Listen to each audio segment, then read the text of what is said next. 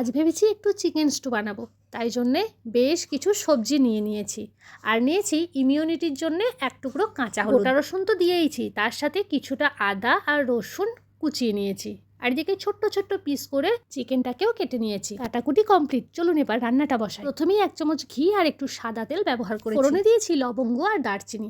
এবারে কুচিয়ে রাখা রসুন আর আদা এই দুটো দিয়েই হালকা ভেজে নেব। হালকা ভাজা হয়ে গেলেই সমস্ত সবজিগুলোকে একে একে দিতে থাকবো।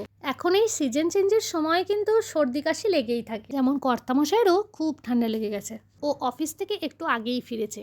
তাই এখন আমি ভাবলাম সন্ধেবেলা একটু গরম গরম স্টু বানিয়ে দিই, তাহলে ওর একটু আরাম হবে। যাই হোক, প্রথমেই বেশ কিছু সবজি দিয়ে সেগুলোকে ভালো করে ভেজে নিয়েছিলাম, সাথে চিকেনটাকেও।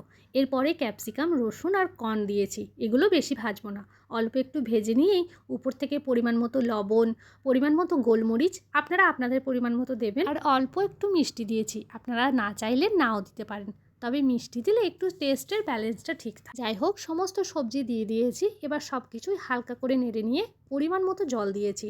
তবে আমি এই স্টুতে কিন্তু একদমই কর্নফ্লাওয়ার ব্যবহার করছি না। সব সবজিগুলো দিয়ে কিন্তু মাত্র 2টো সিটি মেরেছি। এখানে আপনারা যেই রকম পরিমাণে টক খেতে চান ঠিক ততটা পরিমাণেই কিন্তু লেবু দেবেন। আর উপর থেকে দিয়েছি ধনেপাতা। এই যে রেডি হয়ে গেছে আমার একদম হেলদি স্টু, যার মধ্যে কোনো রকমের ভেজাল নেই। চলুন তাহলে খাওয়া যাক। ওদিকে কর্তামশাই অপেক্ষা করে আছে যে কখন স্টু নিয়ে আসবো। যাই হোক, স্টু তো রেডি। উপর থেকে এক টুকরো করে বাটার দিলেই হবে, এটাতে টেস্ট আরও বাড়িয়ে দেবে। যাই হোক বন্ধুরা, আপনারাও কিন্তু এইরকমভাবে স্টু অবশ্যই বানাবেন, তাহলে শরীর মন দুটোই ভালো থাকবে। যাই হোক, আজ এই পর্যন্তই। সকলে ভালো থাকবেন, সুস্থ থাকবেন, টাটা।